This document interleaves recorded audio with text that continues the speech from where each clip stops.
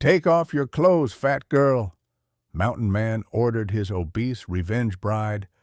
But then, "Fat pig, look at what you've done."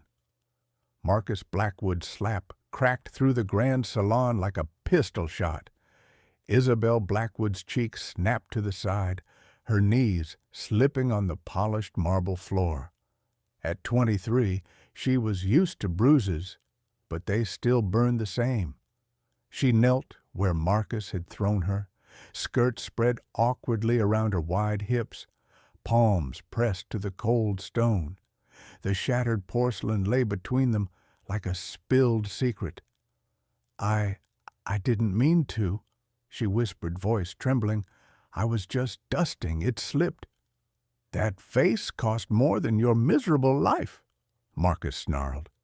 He cut an imposing figure in his tailored black waistcoat and gleaming boots, blonde hair slicked back, mustache trimmed to razor precision. The perfect heir of the Blackwood estate, if one did not look too closely at his eyes. Those held nothing but cruelty. Isabel tried not to meet that gaze. At 5'4" and nearly 95 kilos, with a round face, soft chin, and arms softened by years of hard work and too little food, she had learned to make herself small even when her body refused to obey.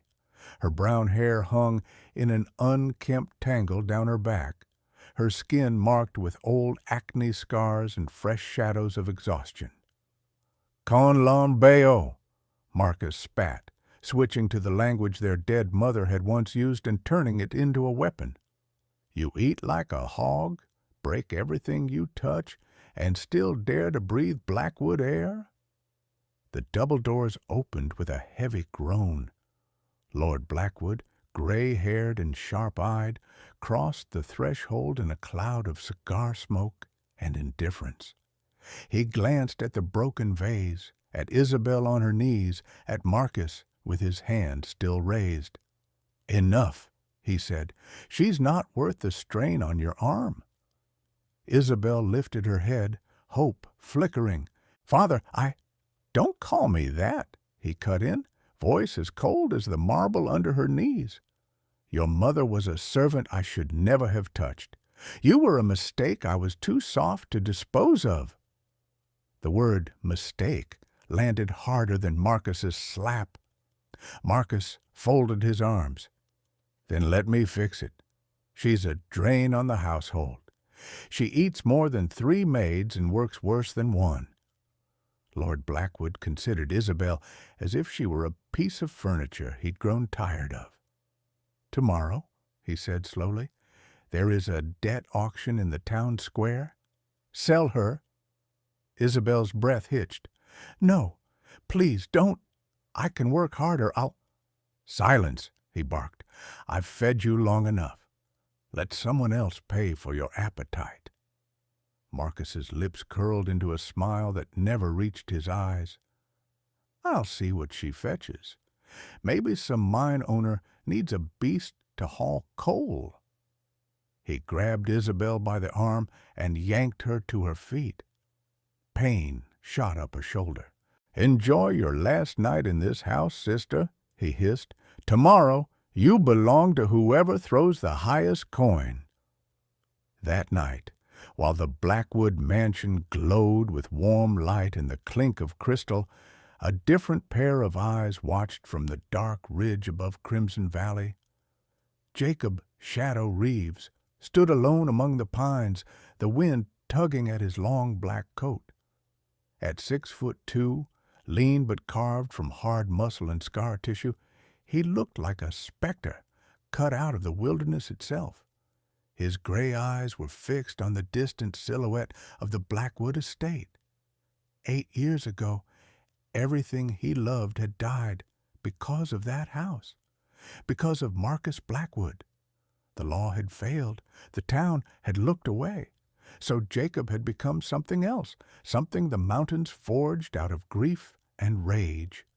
Tomorrow, he thought, fingers curling into fists inside his gloves, I take my first piece of flesh, and I will begin with the girl they are so eager to throw away. The bell tower struck noon, each toll echoing through Crimson Valley like a cold announcement of doom. The town square was already crowded. Merchants, ranchers, miners, and curious onlookers packed shoulder to shoulder beneath banners fluttering in the autumn wind. At the center stood a wooden platform stained by years of humiliation. Today's debt settlement auction was set to begin. 5 women stood on the platform, each wearing a wooden placard around their neck. Their crimes varied: unpaid taxes, family debts, accusations conveniently crafted by those with power. But their fear was the same. They kept their eyes down, trembling. Isabel Blackwood stood at the far end. Her placard read, "Isabel Blackwood bastard daughter starting bid, $50 charge, property damage." The words felt carved into her skin.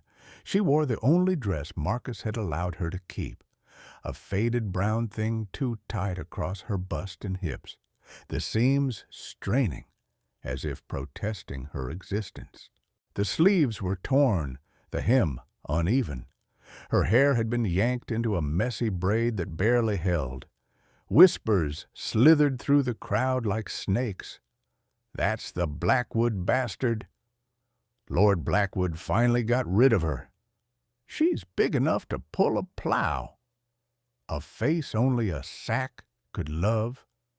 Isabel swallowed hard, fighting the urge to shrink even further. Shame pressed on her like the weight of a mountain. Her hands twisted together, fingertips brushing old bruises on her arms, the souvenirs of last night's lesson. Marcus strode onto the platform with theatrical flourish, dressed impeccably in black wool and a smug grin.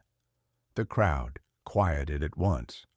"Welcome, Crimson Valley," he called. "Today's roster includes hard-working women suitable for domestic labor, mine work, or companionship. Should any gentleman have particular tastes." Laughter rippled. "And here," Marcus declared, gripping Isabel's placard and jerking her forward, "is a special item, my half-sister. A gluttonous, clumsy, useless thing, but strong enough to scrub floors or lift crates. Starting bid, $50. Isabel burned with humiliation. A miner scoffed loudly. "50? For her? She'll eat a man's wages in a week." A woman snickered. "Blackwood blood? More like Blackwood shame." Marcus smirked. "Shall we begin? Who will give 50? Silence. 30? Silence. Then more mocking laughter. 20? Marcus snapped, patience thinning. No one spoke. Even the drunkards withheld their coin. He leaned close to Isabel's ear, voice dripping venom. "Not even worth $20. How does that feel?" Just as he raised his hand to end the bidding, 150. The voice cut through the crowd like a blade. Everyone turned.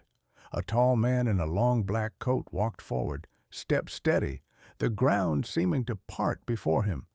He stopped at the edge of the platform and lifted his hat. Gasps spread like wildfire. "Jacob Reeves."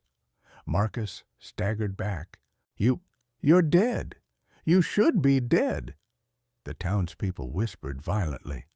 "That's Jacob Reeves, the lawyer who vanished. Didn't Blackwood accuse him of embezzlement? His wife and daughter died. Horrible story." Jacob ignored them all.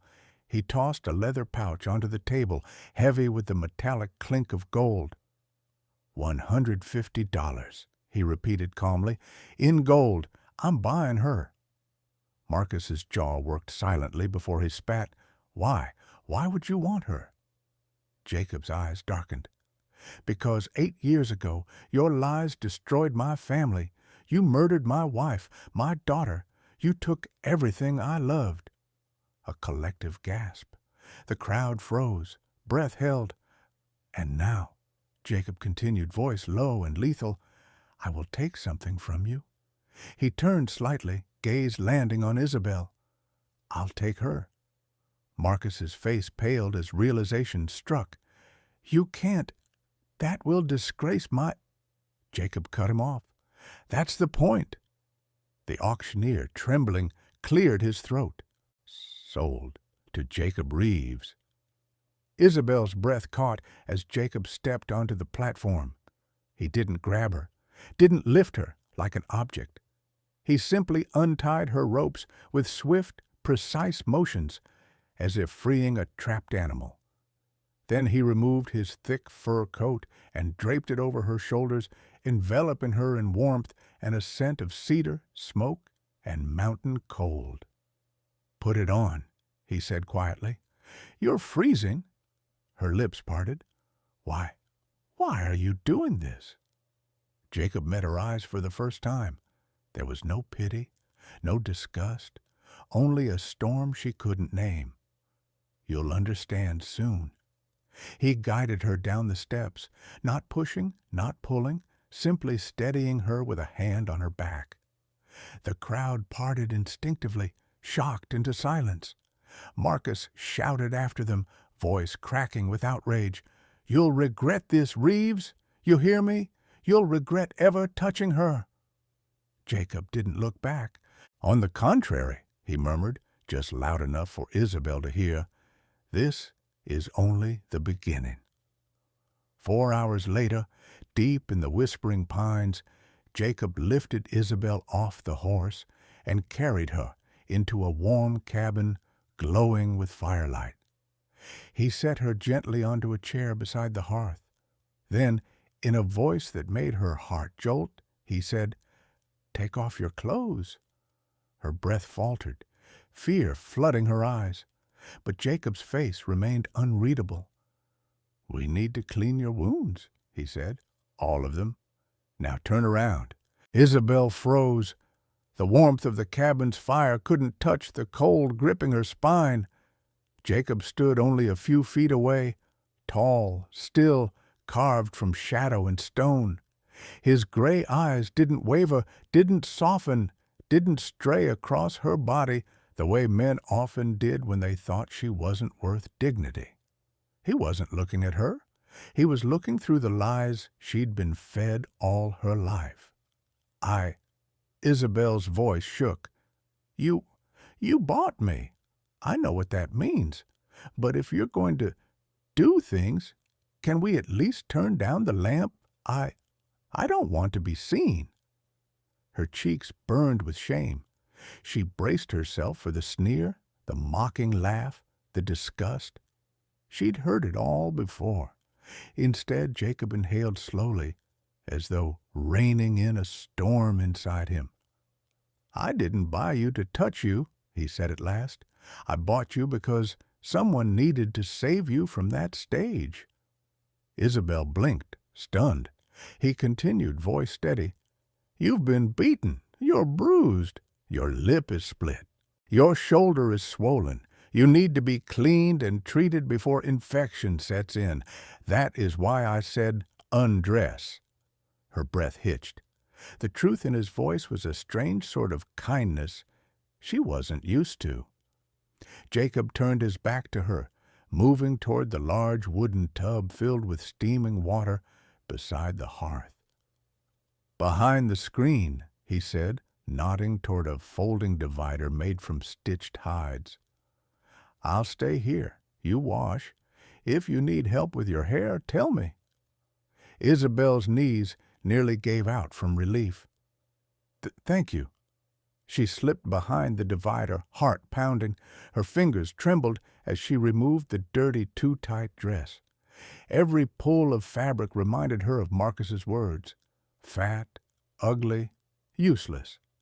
The bruises on her ribs throbbed with the memory of his kicks. But the warmth of the cabin, the smell of cedar and smoke, and the steady sound of Jacob moving quietly calmed her. When she stepped gingerly into the tub, the hot water embraced her aching body. She exhaled shakily, almost crying from the simple mercy of heat. She hadn't had a warm bath in years. Behind the divider, Jacob asked, Can you wash your back? No, she whispered. I can't reach all of it. He approached, but stopped at the edge of the divider. I won't cross unless you ask. I need help, she admitted. Understood. His voice carried no judgment. When he entered, he kept his gaze fixed above her shoulders, as promised. He knelt, dipped a cloth into the warm water, and began gently cleaning the dirt from her upper back. Isabel flinched when he accidentally brushed a deep bruise. Jacob immediately stilled. "Who hit you there?" he asked, voice low and dangerous. "Marcus, and some of the house staff," she whispered.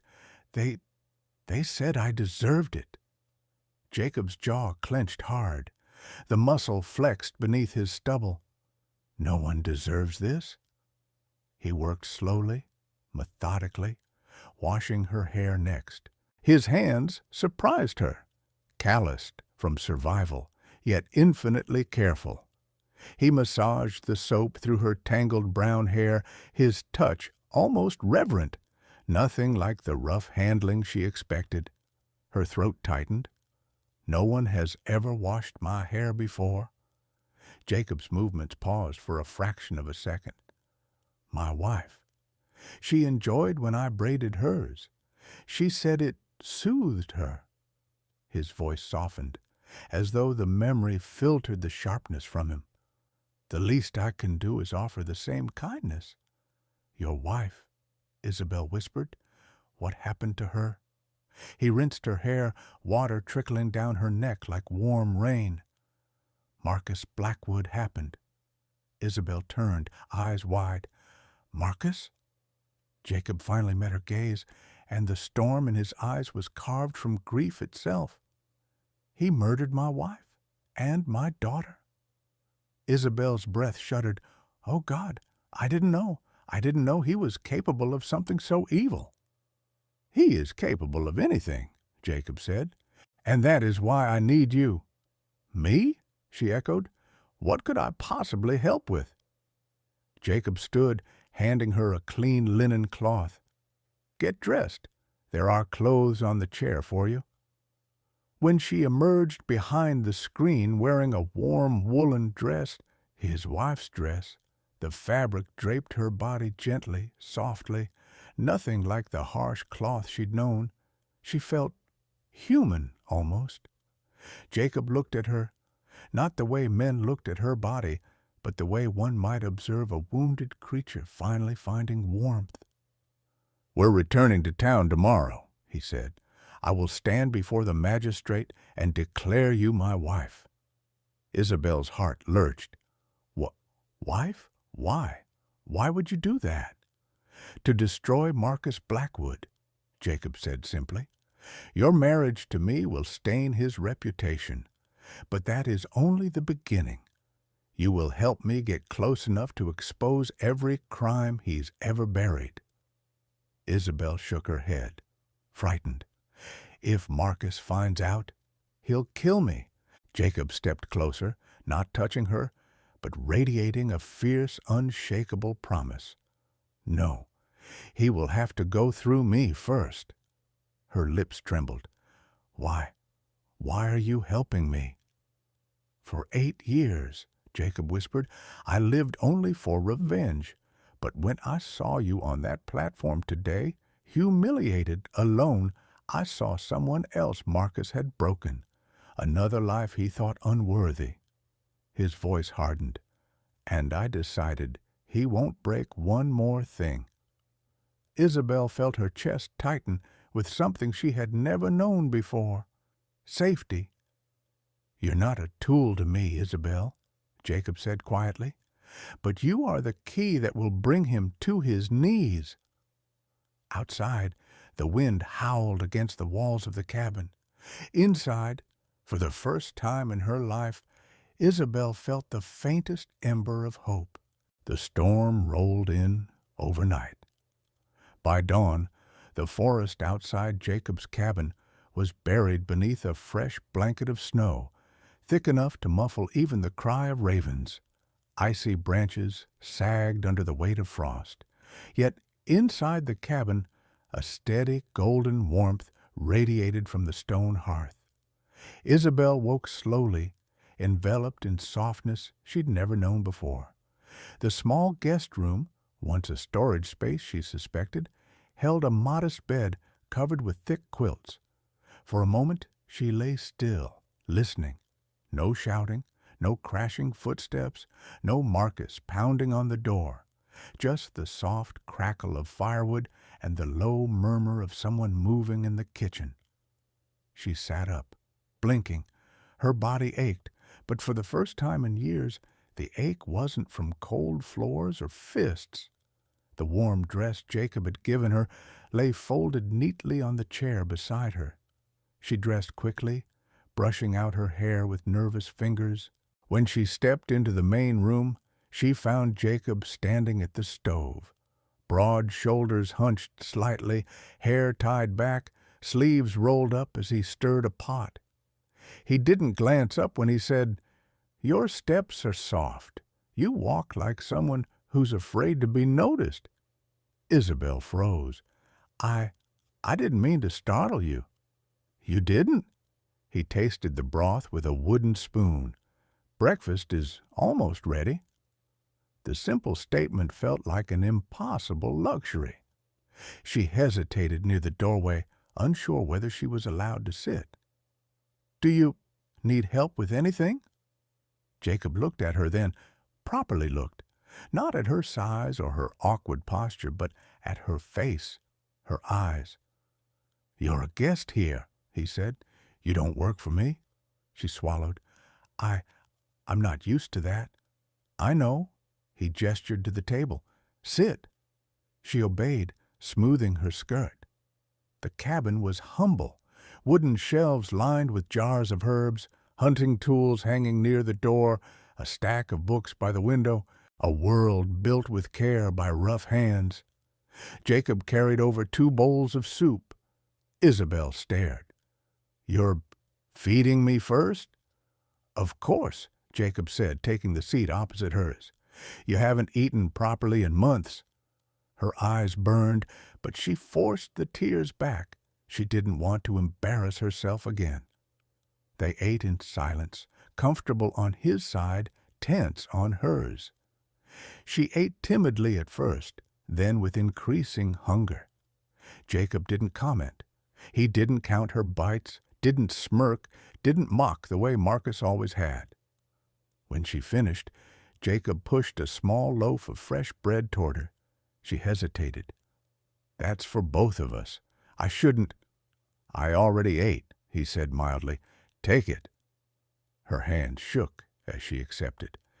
Something inside her chest tightened painfully at the simple kindness. After washing the dishes together, Isabel insisted, and Jacob reluctantly allowed it, they stepped outside to fetch firewood. The cold air bit at her cheeks, but the snow glittered beautifully beneath the rising sun. Jacob walked ahead without complaint, carrying most of the load in a single armful. "Careful," he warned as her foot slipped slightly. "Snow hides ice." "I'm not very graceful," she admitted, cheeks flushing. "I didn't ask you to be graceful," he said. "Only steady." She blinked, absorbing the words like warmth. Inside again, Jacob showed her the supplies stored in the cellar: roots, salted meats, dried herbs. "If anything happens to me," he added, "you'll know where everything is." "Anything happens?" she whispered. He paused. "Marcus won't let this insult go unanswered. He'll come for you. Or for me. Likely for both." Fear tightened her throat. Jacob noticed. "I won't let him touch you," he said quietly. "But you have to learn how to live here, how to keep this cabin running, how to stay alive." The afternoon passed with Jacob teaching her small practical tasks: how to mend torn cloth, how to stack wood so it burned slower, how to keep the fire from smoking. He taught patiently, never raising his voice, never snapping at her mistakes. He corrected her with calm gestures, demonstrating how to hold a knife properly, how to tie knots, how to test whether water was safe to drink. Every gentle instruction chipped away at 10 years of Marcus's cruel conditioning. By evening, the cabin felt different. Not less lonely, but maybe less empty. When dusk fell, Jacob hung a lantern outside the door, a signal he used whenever wolves prowled too close. After checking the perimeter, he returned to find Isabel sweeping the floor. "You don't have to do that," Jacob said. She kept sweeping. "I want to. It feels good to be useful. You're not here to serve me, but I want to help." She stopped sweeping and turned to face him, heart in her eyes before she could hide it. "No one has ever let me help before. They only told me what I ruined." Jacob stared at her for a long, quiet moment. His voice softened, unguarded. "You haven't ruined anything here." Her breath stilled. "Come," he said gently. "I have something to show you." He led her outside to a small clearing behind the cabin. Snow crunched under their boots. The moon cast a silver halo across the silent forest. Jacob pointed to 2 young oak trees planted beside a pair of simple wooden markers. Isabel's chest tightened. "Elena," Jacob said softly, touching the first marker, "and Grace." For a moment he looked like a man split open, raw, human. "I planted those oaks the day I buried them," he whispered. "I wanted something alive to stand where they rested." Isabel swallowed. "They must have been beautiful." "They were," Jacob said, "and cruel fate took them away because of Marcus." He turned to her. "I will not lose one more innocent soul to that man." Something inside Isabel cracked. "Jacob, I'm not strong, I'm not brave, I'm not like Elena must have been." "Strength doesn't always shout," he said. "Sometimes it survives quietly, even when no one sees it." He paused. "I see yours." The words struck deeper than any blow Marcus had ever given her. When they returned to the cabin, Jacob lit a second lamp and set it on the table between them, an unspoken gesture of companionship, of shared light. "You'll sleep in the guest room," Jacob said, stepping back. "I'll take the main room, no locked doors, nothing hidden. You're safe here." "Thank you," she whispered. He nodded once, almost awkwardly. "Good night, Isabel." "Good night, Jacob." When she lay down later, staring at the ceiling beams, her heart beat too fast for her to sleep. Not from fear, but from something warmer, something dangerous. Hope. Snow fell harder over the next 2 days, turning the forest into a white labyrinth. Isabel adjusted slowly to cabin life, learning to chop vegetables without cutting herself, to shake blankets outside so dust wouldn't choke the air, to walk through snow without tripping over her own skirts. Jacob taught her everything with the calm precision of a man who trusted skill over words. But by the 3rd morning, something shifted. Isabel awoke to raised voices, not shouting, but tense, low, dangerous. She slipped into the main room, heart pounding. Jacob stood near the door, speaking to a man bundled in a heavy fur coat, his face nearly lost in the hood. Horses snorted outside, steam rising from their nostrils. "I told you not to come here," Jacob growled. The hooded man spat into the snow. "And I told you Marcus has eyes everywhere. He's hunting you, Jacob, and that girl you bought, he wants her back, dead or alive." Isabel froze. Jacob's entire body went still, the way a mountain stills before an avalanche. "What did Marcus do?" he asked. The visitor hesitated, then said, "He's put a price on your head. $200 to any man who brings you in. Twice that if they bring the girl, too. Isabel gasped softly. Jacob's jaw tightened. He moves faster than I expected. He's desperate, the man added. He won't tolerate humiliation, not from you, not from anyone. Jacob didn't answer. He simply closed the door in the man's face, then leaned both palms against the wood, breathing slow, steady breaths. "Jacob?" Isabel whispered. He turned, removing his gloves one finger at a time. "Get dressed. We need to talk." She hurried to the table, nerves twisting her stomach. Jacob took the seat across from her, elbows on the wood, fingers steepled. "Marcus won't stop," he said. "Not after what I did to him in town." I didn't mean to cause trouble," Isabel murmured. "You didn't," Jacob replied firmly. "Marcus is responsible for his actions, not you." She nodded, swallowing. Jacob continued, "That's why we go to town today. We register our marriage and make it official." Her breath caught. Part of her, a fragile, foolish part, felt a flutter of hope. "Everyone will think I've forced you into shame," she whispered. Jacob's expression hardened. "I don't care what they think. But," she looked down at her hands, "you could marry someone beautiful, someone worthy." Silence filled the cabin. When Jacob spoke, his voice was low, deliberate. "Worth isn't measured by a waistline, Isabel, and beauty is more complex than you've been told." Her eyes lifted, tentative, searching.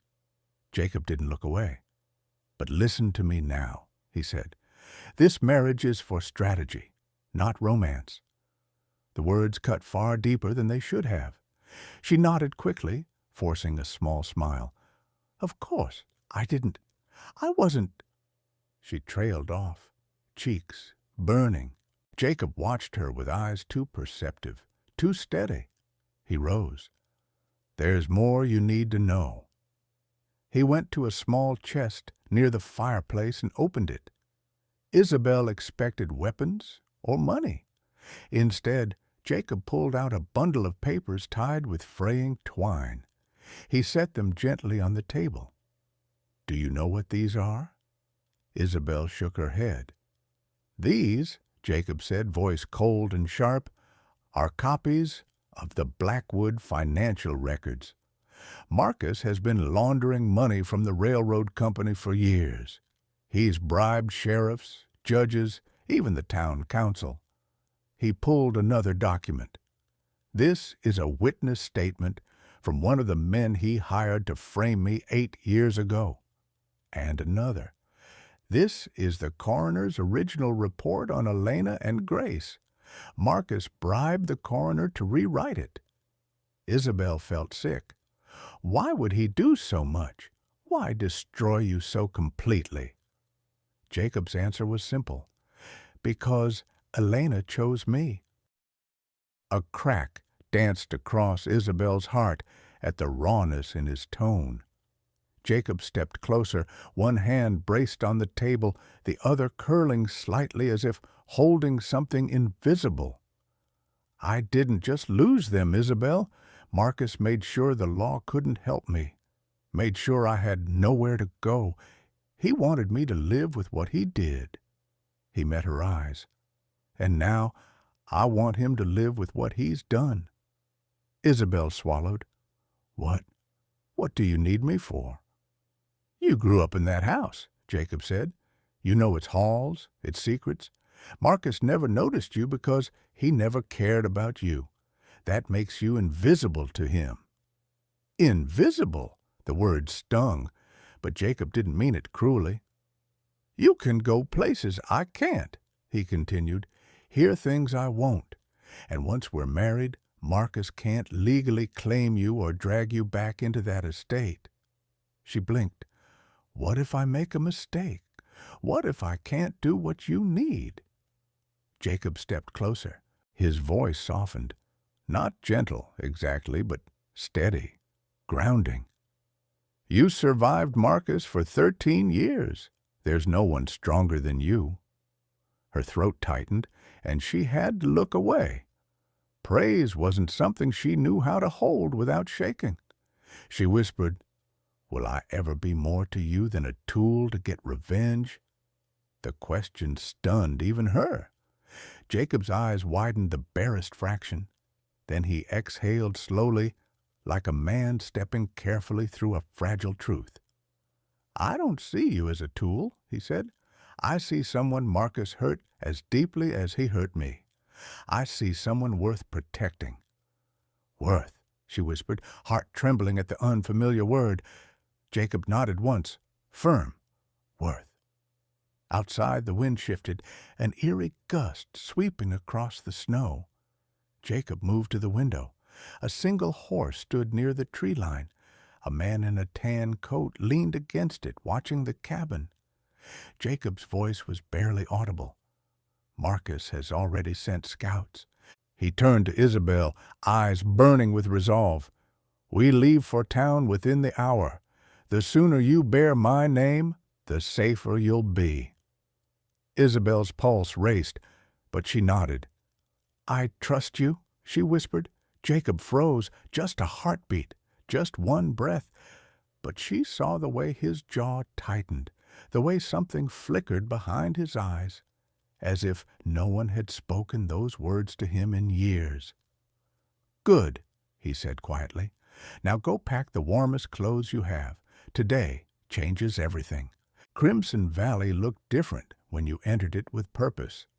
Snow blanketed the rooftops, horses exhaled clouds of white mist, and people moved briskly between shops. Yet, as Jacob guided Isabel down the main street, she felt eyes prickling her from every direction, some curious, some judgmental, some openly hostile. Jacob walked beside her, tall and unyielding, his black coat snapping in the cold wind. He didn't touch her, but his presence wrapped around her like armor. "Keep your chin up," he murmured. "Don't let them see fear." She lifted her head. A murmur passed through the crowd like a ripple of shock. "That's the Blackwood girl. Bought at auction. Look who she's walking with, Shadow Reeves. Poor man, stuck with her." Isabel's cheeks burned, but she kept walking. At the courthouse door, Jacob paused. "Stay close to me, no matter what happens." Isabel nodded. Inside, the magistrate looked up, startled. "Reeves? I haven't seen you since, well, since before everything." Jacob didn't waste time. "I'm here to register my marriage." The magistrate blinked. "Marriage? To whom?" Jacob stepped aside. "To Isabel Blackwood." Silence slammed into the room. The magistrate paled. You can't be serious. Her family has no legal claim over her anymore," Jacob cut in. "I purchased her contract at auction. She is free to marry whom she wishes." The magistrate swallowed. "Is this what you wish, Miss Blackwood?" Isabel stiffened. A dozen memories flashed. Marcus's hand around her throat, Lord Blackwood calling her a mistake, the jeering crowd. Then Jacob's voice, steady and certain. "There is no one stronger than you." She raised her chin. "Yes, this is what I want." The magistrate hesitated only a moment before nodding. "Very well. Sign here and here." Jacob signed without hesitation.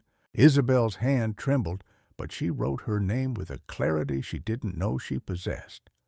When they stepped back outside, Marcus was waiting for them. He stood in the snow, flanked by 2 hired guns, a pistol holstered on each man's hip. His coat was elegant as ever, but his face was twisted with fury. "Well," Marcus hissed, stepping forward, "if it isn't the mountain rat and my lovely cow of a sister." Jacob positioned himself slightly ahead of Isabel. "The law recognizes her as my wife now. Step aside." Marcus laughed. You think a piece of paper protects you? Protects her? He leaned in close, eyes burning with cruelty. You humiliated me. You dragged my name through the mud. And for what? This? He jerked his chin toward Isabel. This useless, ugly... Jacob moved so fast, no one saw it coming. He had Marcus by the throat and slammed him back into a post so hard the snow shook from the roof. Isabel gasped. The hired guns reached for their weapons, but Jacob didn't release Marcus. "Finish drawing," Jacob warned without looking their way, "and I'll break his neck before you can blink." The killers froze. Jacob leaned closer to Marcus, voice low and deadly. "If you ever insult her again, if you ever come near her, if you breathe her name with anything less than respect, I'll bury you under the snow where no one will ever find you." Marcus clawed at Jacob's wrist, croaking, You can't do this." Jacob tightened his grip a fraction. "I can, and I will." The entire street watched in stunned silence. Finally, Jacob released him. Marcus collapsed into the snow, gasping for air, eyes flashing with murderous hatred. "This isn't over," he snarled. "You've started a war you can't win." Jacob stepped back, positioning himself beside Isabel. "It was already a war," he said. "I'm simply no longer fighting alone." Marcus's eyes flicked to Isabel, spiteful, venomous. But when she lifted her chin and met his glare without flinching, something flickered in his expression. Shock, maybe even fear. Jacob turned to Isabel. "We're done here. Let's go home." Home. The word wrapped around her like a blanket. As Jacob led her toward the horses, whispers rose behind them. She stood up to him. She's braver than she looks. Reeves protects her like she matters. For the first time in her life, Isabel didn't feel invisible. She felt seen. And beside her, Jacob walked with a silent, burning vow in every step. Marcus Blackwood would never touch her again. Twilight settled over the mountains like a soft blanket as Jacob and Isabel rode back toward the cabin. The snowfall had eased to a gentle drift, flakes floating silently in the fading blue light. Isabel held her cloak tight, not from the cold, but from the trembling in her chest that refused to ease. Jacob had faced Marcus in front of the entire town, not for revenge, not for strategy, for her. When they finally dismounted at the cabin, Jacob helped her down, his hand steady around her waist. She expected him to pull away immediately. He always kept a careful distance. But tonight, his hands lingered a heartbeat longer than usual before he finally stepped back. "Go inside," he murmured. "I'll put the horses away." Isabel nodded, stepping into the warm glow of the firelit room. She removed her cloak, hung it by the door, and stood for a long moment, simply listening to the quiet hum of snowfall on the roof.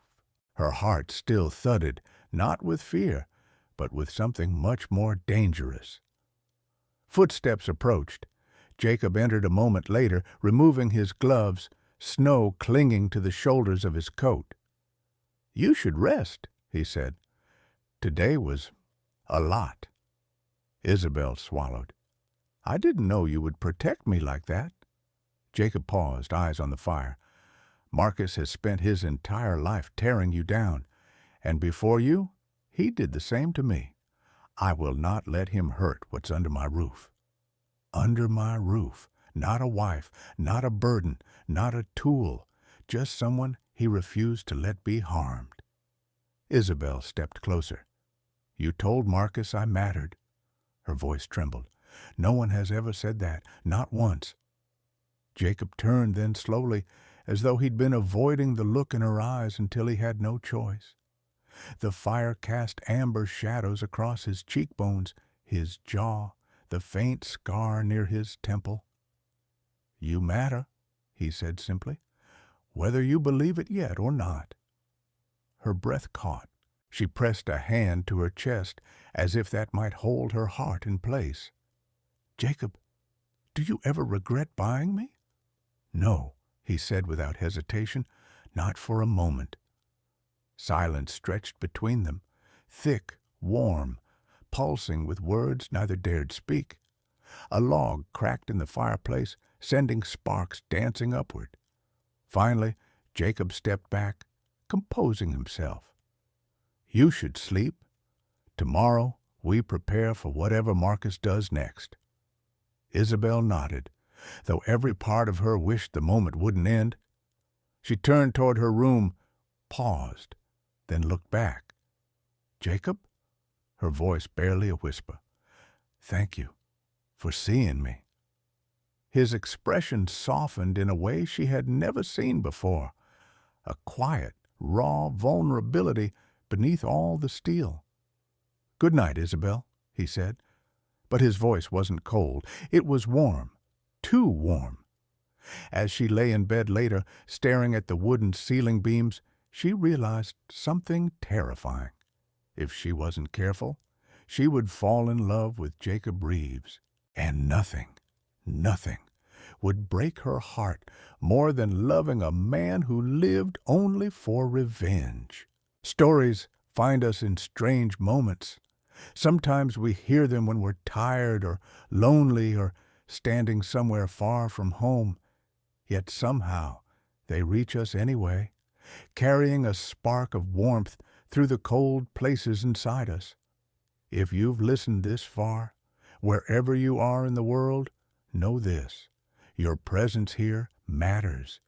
Every comment you leave, every thought you share reminds me that stories connect us across oceans, borders, and different lives. Tell me, where are you listening from tonight? And if you still believe in love that survives storms and shadows, stay. The next story is waiting for you.